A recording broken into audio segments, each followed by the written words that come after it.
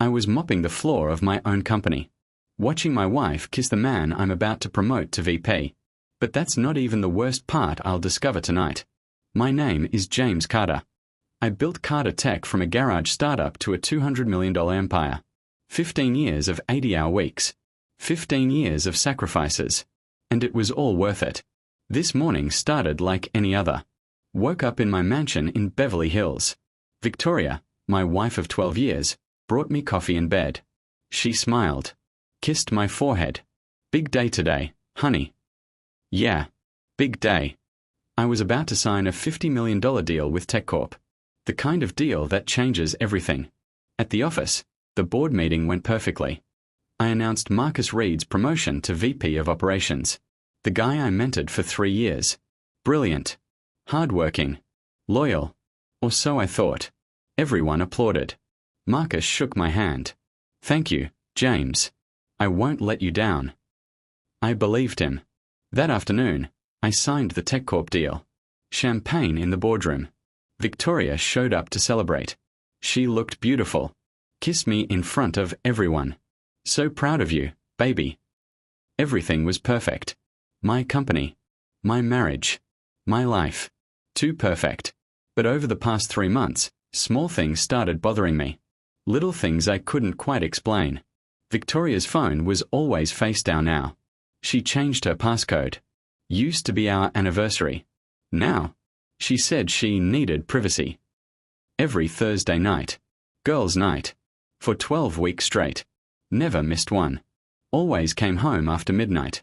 Smelling like expensive cologne that wasn't mine. Credit card statements showed hotel charges. Hotels I'd never been to. When I asked, she said it was for her sister's surprise party planning. Her sister who lives in Seattle. And the strangest thing? She stopped asking about my work.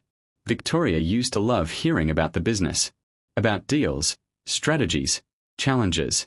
Now, she'd change the subject whenever I brought it up. This morning, my assistant mentioned something. Mrs. Carter was here yesterday afternoon. With Marcus Reid. They were in your office for over an hour. Door closed. I thought you knew. I didn't know. When I asked Victoria about it, she laughed it off. Oh, I was just asking Marcus about your birthday surprise. Don't ruin it by being paranoid, James. But something in her eyes. Something didn't feel right. I hired a private investigator. Told no one. Not even my lawyer. I needed to know. 3 days later, he sent me photos. Victoria entering the Waldorf Hotel. 2 p.m. on a Thursday. With Marcus Reid. They left together 4 hours later. Another photo. Different hotel. Same people. His hand on her lower back. Her laughing at something he said. I sat in my car in the parking garage. Staring at those photos. My hands were shaking. 12 years. 12 years of marriage. 3 years of mentoring this kid. And this. I could confront her right now. Storm into the house. Demand answers. File for divorce. But the prenup. I made her sign it before we got married.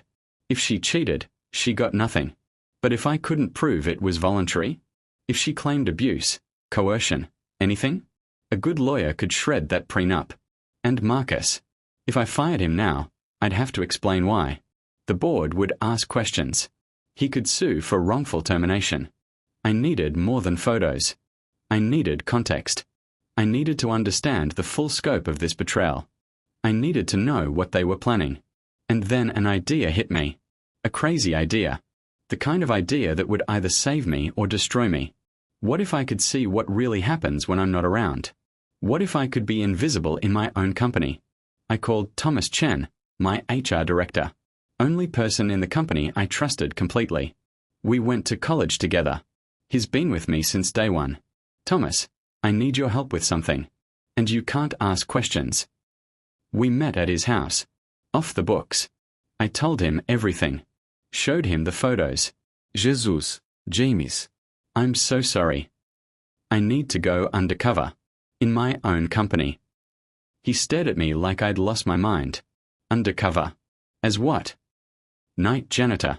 I need to see what happens after everyone thinks I've gone home. It took him 3 days to set it up. Created a fake identity. Jim Patterson. 52 years old. Recently hired for the night shift. Social security number, background check, payroll, everything legitimate on paper. I bought a janitor uniform at a costume shop. No, wait. Too obvious. I went to a uniform supply store. The real thing. Navy blue shirt, matching pants, work boots that hurt my feet. Bought fake glasses at a drugstore. Changed my posture. Practiced walking differently. Slower, more tired. I'm 6'2", but I learned to hunch my shoulders, look smaller. Practiced a different voice. Softer. Less confident. Added a slight accent. Chicago. Blue collar. I stood in front of my bathroom mirror, looking at this stranger. This version of myself that no one would recognize. I built this company from nothing, I said to my reflection. If someone's trying to take it from me, they'll never see me coming. First night.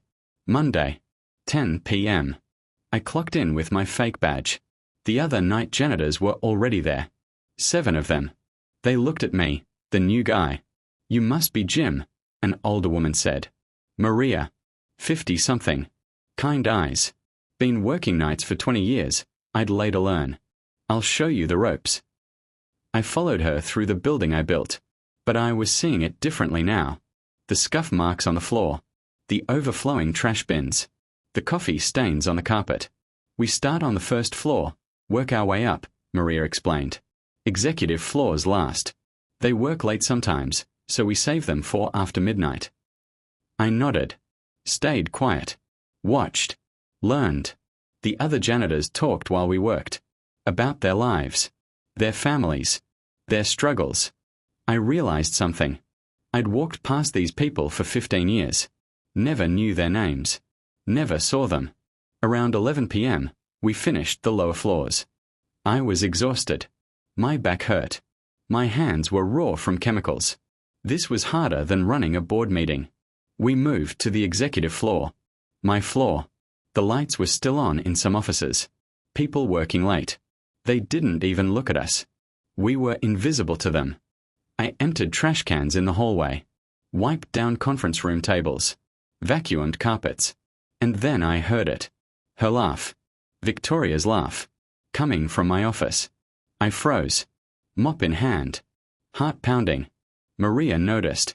You okay, Jim? Yeah, just. Thought I heard something. I walked slowly toward my office. The door was cracked open. Light spilling into the hallway. And I saw them. Through that narrow gap. Victoria sitting on my desk. Marcus standing between her legs. His hands on her waist. Her fingers in his hair. They were kissing. In my office. On my desk. I couldn't move. Couldn't breathe. The mop slipped from my hand. Hit the bucket. Loud. They didn't even hear it. Two lost in each other. Maria appeared beside me. Saw what I was seeing. Her hand touched my shoulder. Jim. Come on. Let's go. I let her lead me away. Down the hall. Into the supply closet. How long? I asked. She looked at me with those kind eyes. And I realized. She knew.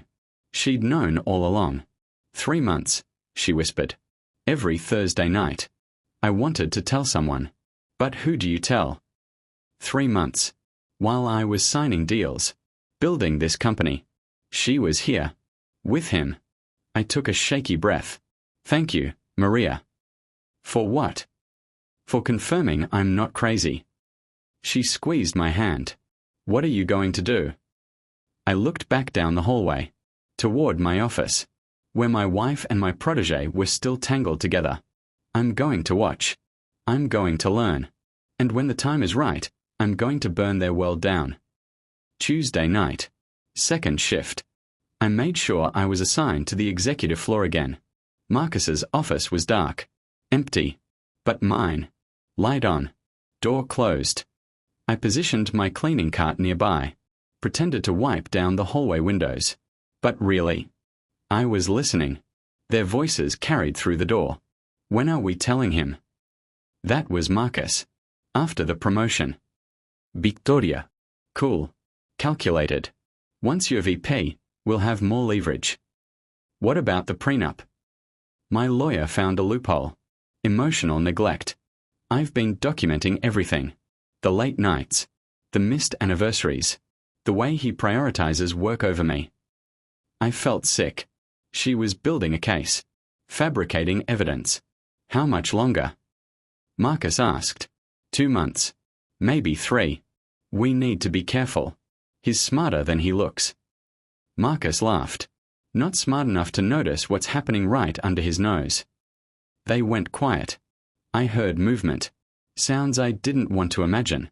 I pulled out my phone. Started recording. Hand shaking.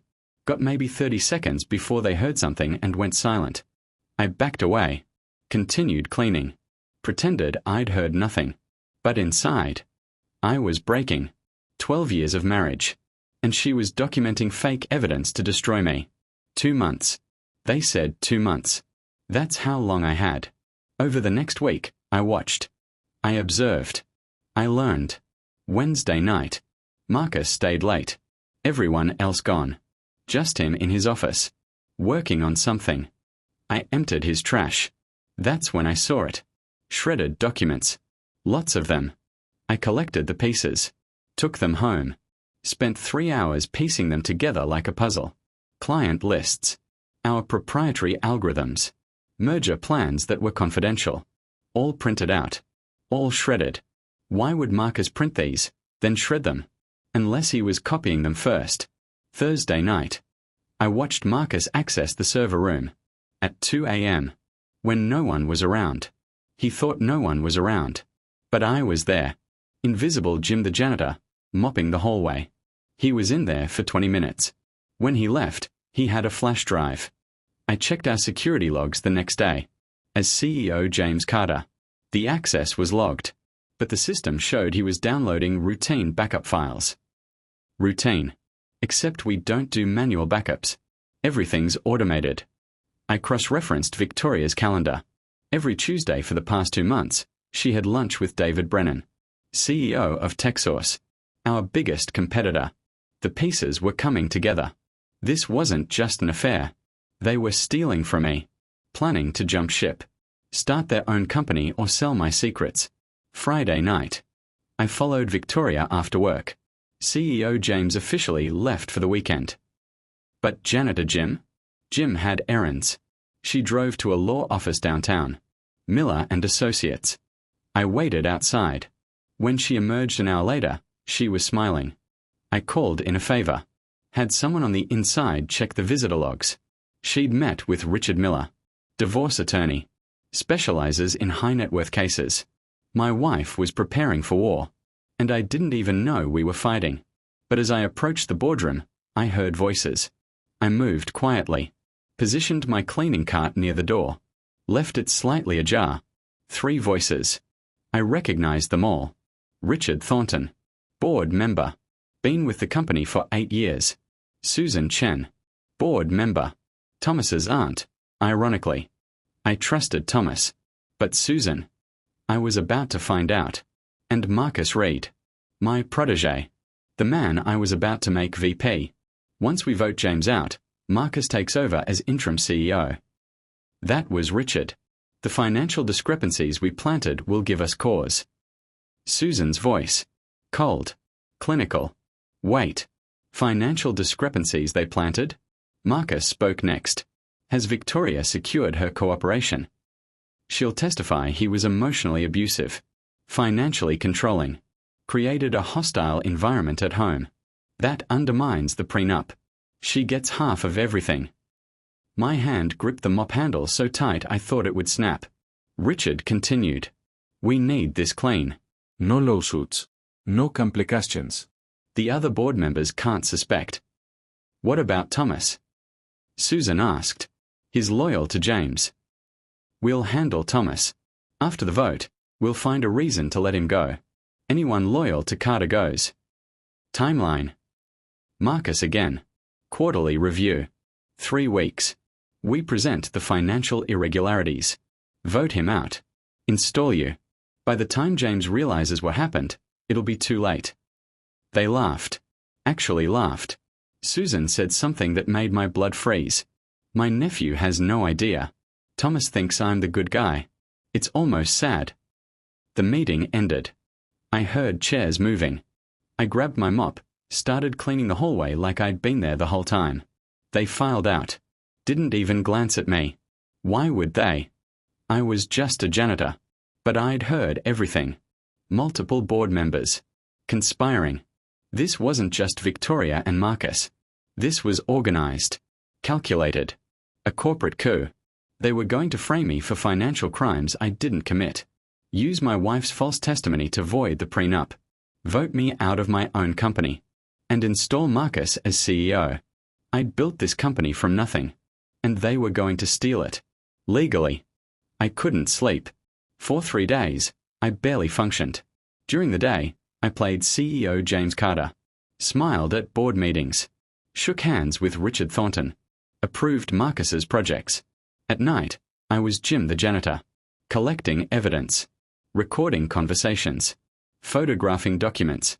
Thursday. Victoria's girls' night. I followed her. She didn't go to dinner with friends. She went to the Ritz-Carlton. Room 1847. Marcus checked in 15 minutes before her. I sat in my car in the parking garage, staring at the hotel entrance. Part of me wanted to storm up there, kick down the door, end this.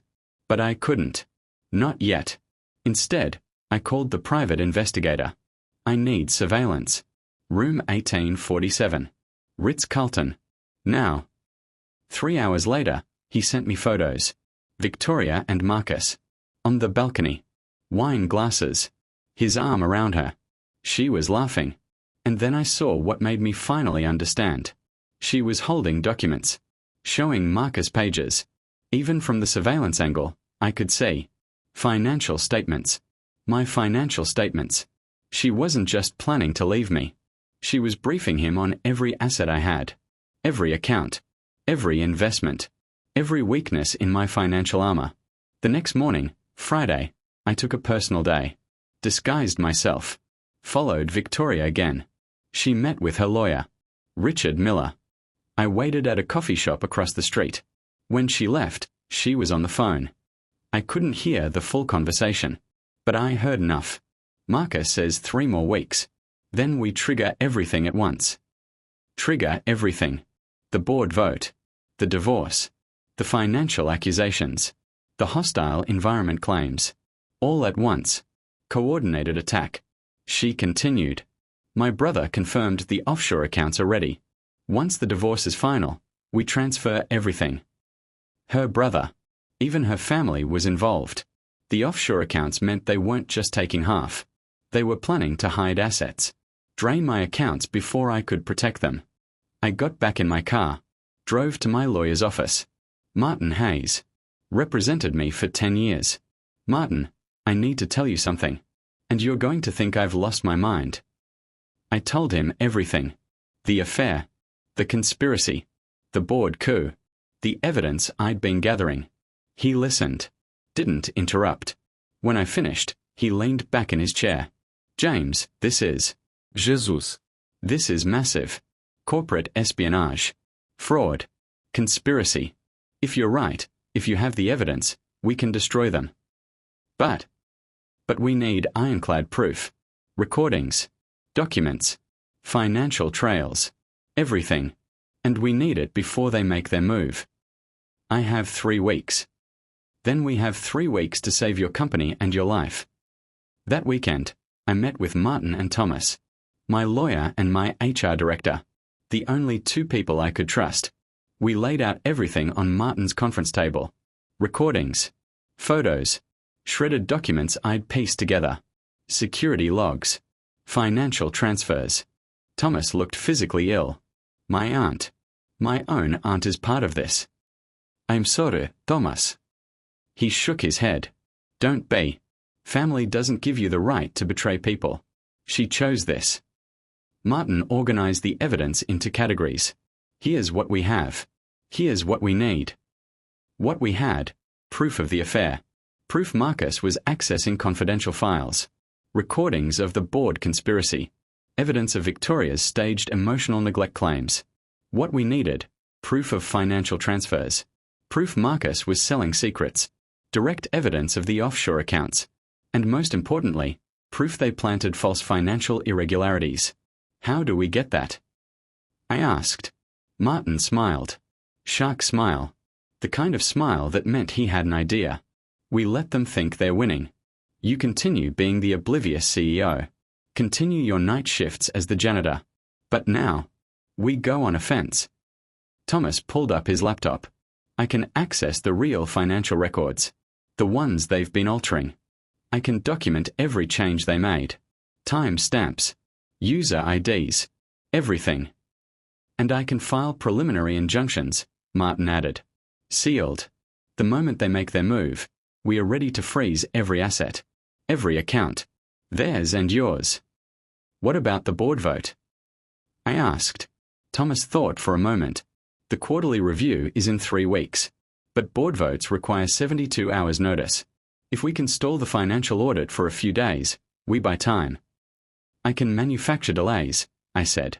Request additional documentation. Bring in external auditors. Ask questions that slow everything down. Good. But James, you need to act normal. If they suspect you know anything, they'll accelerate. I know. Martin closed his files. 3 weeks. We document everything. Build an airtight case. And the moment they strike, we strike back. Harder. I stood. Looked at both of them. Thank you. Both of you. Thomas shook his head. Don't thank me yet. We haven't won. We will. And for the first time in 3 weeks, I believed it. The next 3 weeks were the hardest of my life. Every day, I played the role. Smiled at Victoria over breakfast. Approved Marcus's proposals in meetings. Made small talk with Richard and Susan. Every night, I became Jim the janitor. I installed micro cameras in my office, in the boardroom, in Marcus's office. Hidden in smoke detectors, behind picture frames, inside air vents. I copied Marcus's hard drive while he was in a meeting. Downloaded encrypted files. Thomas's team worked on breaking the encryption. I followed Victoria to 4 more meetings with her lawyer. Documented every conversation I could hear. Every plan they made. I watched Richard and Susan meet with 3 other board members. Trying to recruit them. 2 said no. 1 agreed. That gave them 4 votes out of 9. They needed 5. Maria, the janitor who'd helped me, became an invaluable ally. She'd worked night shift for 20 years. Knew every camera blind spot. Every secure location. Every person's schedule. Why are you helping me? I asked her one night. She smiled sadly. Because 20 years ago, I was going through a divorce. Working 2 jobs. Struggling. You didn't know me. But you approved my request for benefits. Full health insurance for me and my kids. Your HR director said you didn't have to. Company policy said part-time workers didn't qualify. But you signed it anyway. I didn't remember that. 15 years ago, I signed hundreds of documents. But she remembered. You saved my daughter's life. She needed surgery. We couldn't afford it. That insurance? It covered everything. I didn't know. Most people in power don't know the impact they have. But you made a choice. And now, I'm making one too. Week 3. The final countdown. The quarterly board meeting was scheduled for Friday at 3 p.m. On Monday, Richard Thornton submitted a formal request for an emergency financial audit. Cited irregularities that require immediate review. I played my part. Acted concerned. Irregularities? What kind? Unexplained transfers. Missing invoices. I'm sure it's nothing, James. But we have a fiduciary responsibility. Of course. I'll get our CFO on it immediately. I approved external auditors. Requested they examine everything. Slowly. Thoroughly. Generate reports. 300 pages long. Wednesday. 2 days before the board meeting. Victoria was home when I arrived from work. She was crying. Or pretending to cry. James, we need to talk. My heart raced. Did she know? Was she making her move early? What's wrong? I think maybe we should take a vacation. Just the 2 of us. Get away from work. Reconnect. A vacation. Right before the board meeting. She wanted me out of town. Victoria, I can't. The quarterly review is Friday. The board needs. The board can handle one meeting without you. Her voice sharp. Then softer. Please, James. I feel like we are drifting apart. I need you. She was good. I almost believed her. Okay.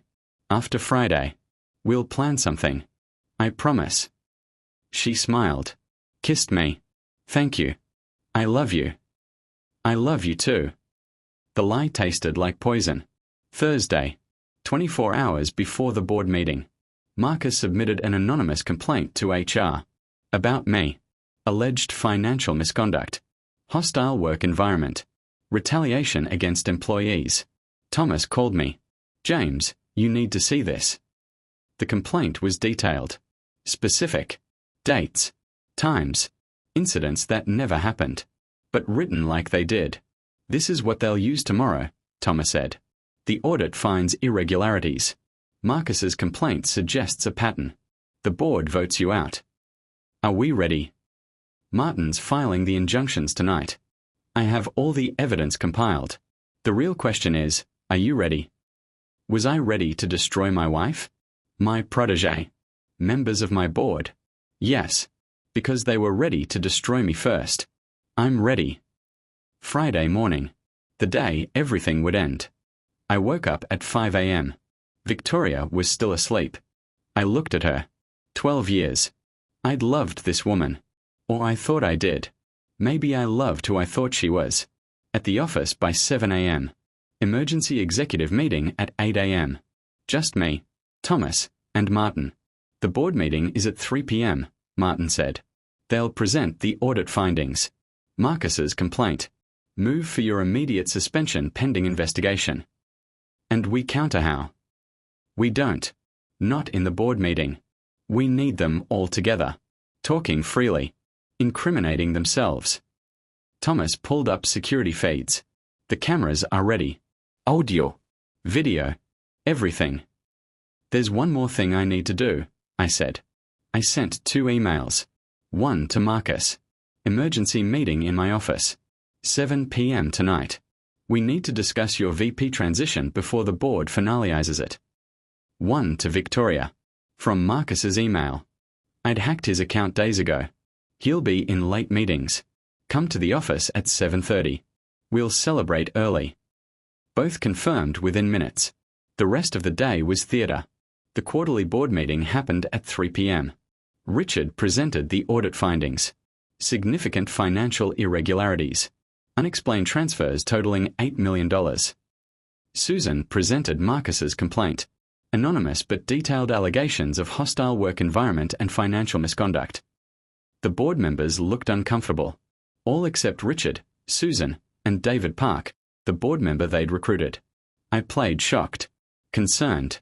I don't understand. I've never. These allegations are false. I'm sure they are, Richard said smoothly. But we have a responsibility to investigate thoroughly. I move that we suspend James Carter effective immediately, pending a full investigation. Second, Susan said. Before they could vote, Thomas stood.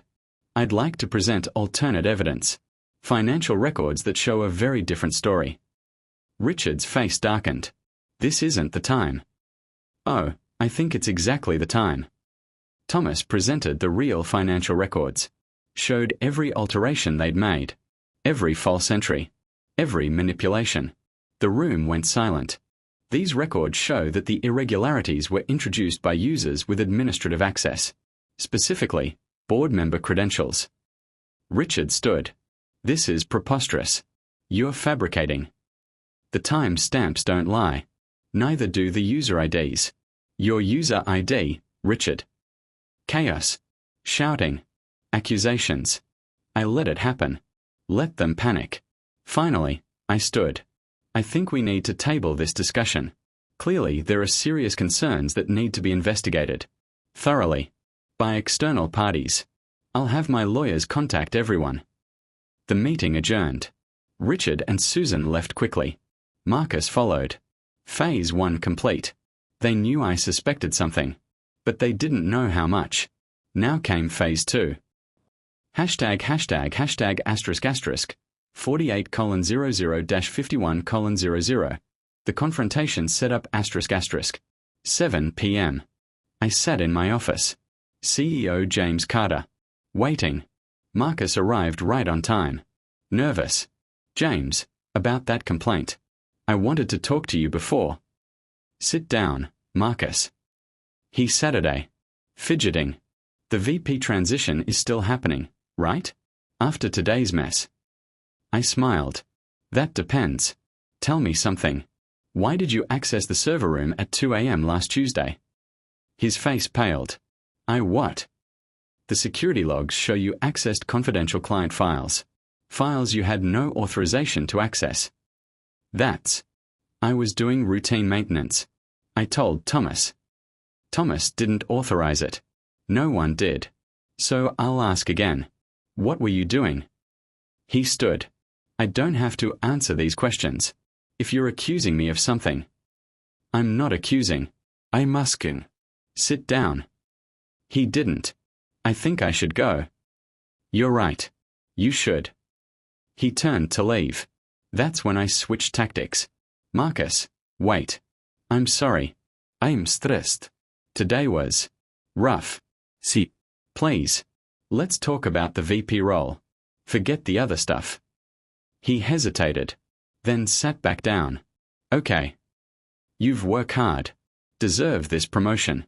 I want to make sure you're ready. We talked for 20 minutes. I kept him there. Kept him comfortable. At 7:25, I saw headlights in the parking lot on the security monitor. Victoria's car. Marcus, I need to grab something from the file room. I'll be right back. I left my office. Walked down the hall. Ducked into an empty conference room. Pulled out my phone. Watched the security feed. Victoria entered the building. Took the elevator to the executive floor. Walked into my office. Marcus stood. Victoria? What are you doing here? I got your text. You said to come at 7:30. I didn't send any text. They both froze. Realization dawning. Victoria grabbed her phone. Marcus, where's James? He was just here. He said he was going to the file room. They both turned toward the door, panicking. But then Victoria saw the champagne I'd left on my desk. 2 glasses. A note. Congrats on your new beginning. She relaxed slightly. Maybe he knows. Maybe he's giving us his blessing. Marcus laughed nervously. Yeah, maybe. They opened the champagne. Sat on my desk. Started celebrating. I can't believe we actually pulled it off, Marcus said. We haven't yet. Not until the vote is final. But with the audit findings and my complaint, he doesn't have a chance. And once the divorce is final, the offshore accounts are ready. Your family confirmed. My brother has everything set up. The moment the divorce papers are signed, we transfer everything. James will never find it. I listened from the conference room. Phone recording everything. The cameras capturing everything. They talked for 10 more minutes. Detailed their entire plan. Every crime. Every betrayal. Every lie. And then I heard Victoria say something that made my hand shake. You know what the best part is? He actually thought I love him. For 12 years. He never suspected I was only with him for his money. Marcus laughed. You're cold. I'm practical. Love is a fairy tale. Money is real. I'd heard enough. I grabbed the janitor cart I'd left in the conference room. Changed into the uniform I'd hidden there. Put on the glasses. Became Jim 1 last time.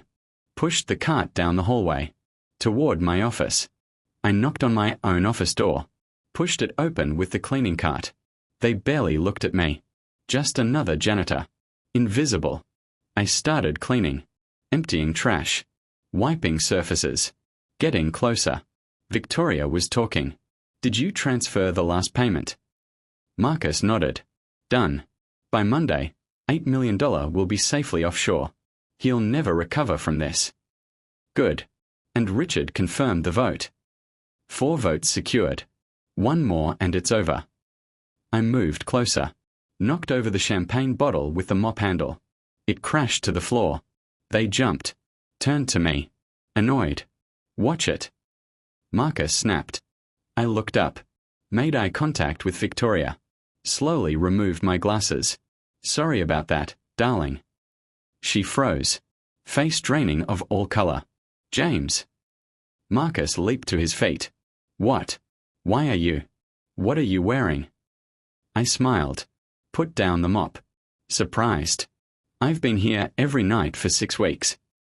Victoria's voice shook. Every night. You've been. You're a janitor. Technically, I hired a janitor. Jim Patterson. Nice guy. Doesn't exist. But he sees everything. Marcus backed toward the door. James, listen, this isn't what it looks like. Really? Because it looks like you and my wife have been planning to steal my company, frame me for crimes I didn't commit, and drain my accounts into offshore banks. Am I wrong? Silence. I pulled out my phone, showed them the screen. Red recording dot. 6 weeks. Every conversation. Every meeting. Every plan. All recorded. Victoria's legs gave out. She slumped into my chair. No. No, you couldn't have. But I did. The affair. That hurt. The betrayal. That hurt worse. But the conspiracy. The fraud. The theft. That's criminal. Marcus lunged for my phone. That's when the door opened. Security guards entered. Behind them, Martin, my lawyer. Behind him, police officers. Mr. Reid, one officer said, you're under arrest for corporate espionage and fraud. They cuffed him. He was shaking. Wait, no, you don't understand. We understand perfectly, Martin said. We have 6 weeks of evidence. Recordings. Documents. Financial transfers.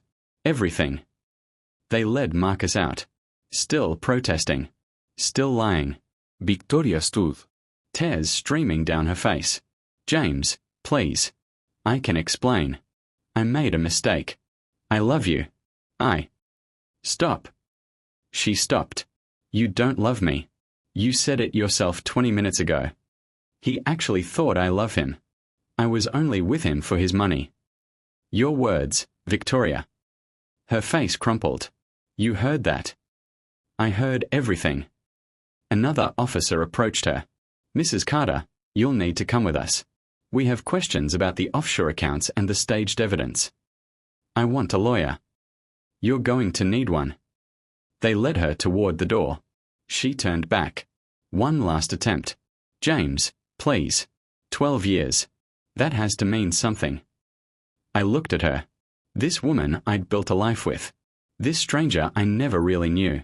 It did mean something. It meant I was blind. But not anymore. They took her away. The office was empty. Just me, Martin, and Thomas. The board. I asked. Emergency meeting tomorrow morning, Martin said. Richard Thornton and Susan Chen have already resigned. David Park is negotiating a plea deal in exchange for testimony. And the other board members. Horrified. Supportive. They want you to stay on as CEO. Obviously. Thomas sat down. Looked exhausted. My aunt. I can't believe my own aunt. I'm sorry you had to find out this way. He shook his head. Don't be. You saved the company. You saved all our jobs. That's what matters. Martin packed his briefcase. The police will want your testimony next week. The recordings, the evidence, everything. This is going to be a long trial. I know. But James, you did it. You won. Did I? I'd saved my company, exposed the conspiracy, stopped the theft, but I'd lost my wife, my protégé, members of my board, people I trusted. It doesn't feel like winning. It never does, Martin said quietly. But you're still standing. That's something. They left. I stood in my office, alone, the city lights glowing through the windows, the same view I'd had for 15 years. But everything looked different now. My phone buzzed. Message from Maria, the janitor. I heard what happened. Are you okay? I smiled. Typed back. I will be. Thank you for everything. Anytime, boss. Boss. Not Jim. She knew. She'd known all along who I really was. I looked around my office. At the desk where Victoria and Marcus had celebrated my downfall. At the walls covered with awards and achievements. At the empire I'd built. And I realized. I'd been so focused on building, I'd stopped paying attention to who I was building it with. Never again. 3 months later. The trial was front-page news. Tech CEO exposes wife's conspiracy. Corporate espionage ring dismantled. Billionaire goes undercover as janitor to catch betrayers. Marcus Reid pleaded guilty. Corporate espionage. Fraud. Theft of trade secrets. 15 years in federal prison. Victoria fought the charges. Her lawyer argued she was manipulated. Controlled. The jury didn't buy it. The recordings were too clear. Her own words condemning her. She got 12 years. Divorce finalized. Prenup held. She got nothing. Richard Thornton and Susan Chen both took plea deals. Resigned from all corporate boards. Banned from serving as executives. Reputation destroyed. The offshore accounts were seized. Every dollar recovered. Returned to the company. TechCorp, the company we'd been negotiating with, pulled their deal when the scandal broke. But 3 other companies stepped in. Bigger deals. Better terms. Turns out, people respect a CEO who fights for his company. Carter Tech stock actually went up. The board restructured. New members. Vetted carefully. Thoroughly. I promoted Thomas to COO. He earned it. And Maria. Maria who'd helped me. Who'd been invisible for 20 years. I called her into my office. The real me this time. Not Jim the janitor.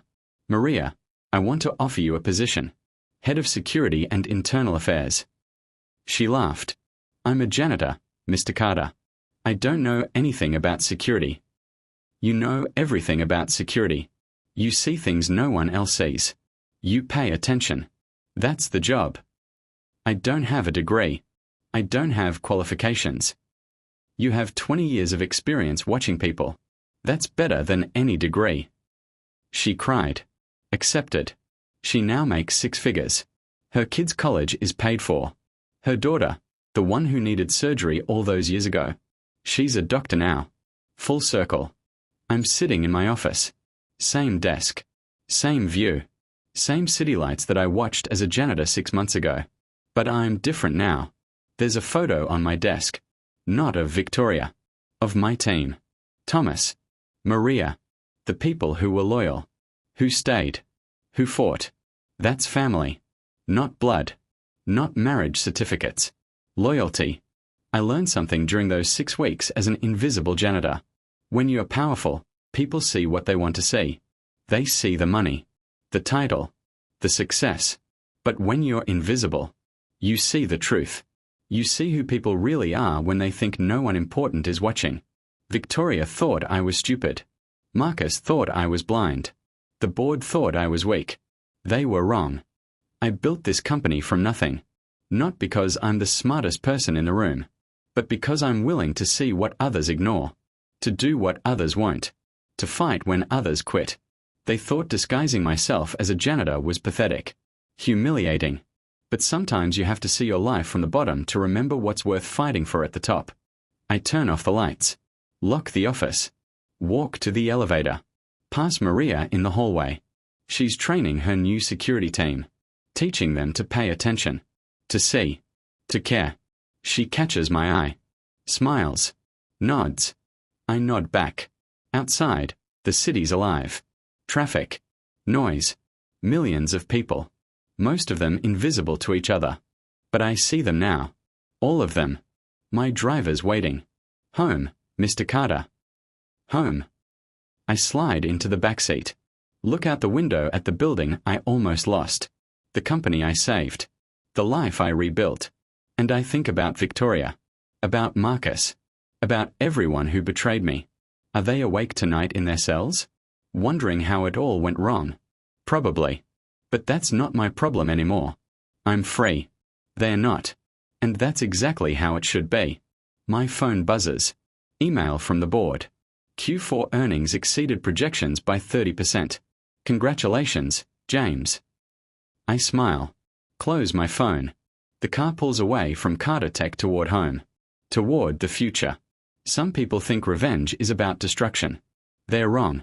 Revenge is about building something so successful that your enemies can only watch from the outside. That's what I did. And I'm just getting started.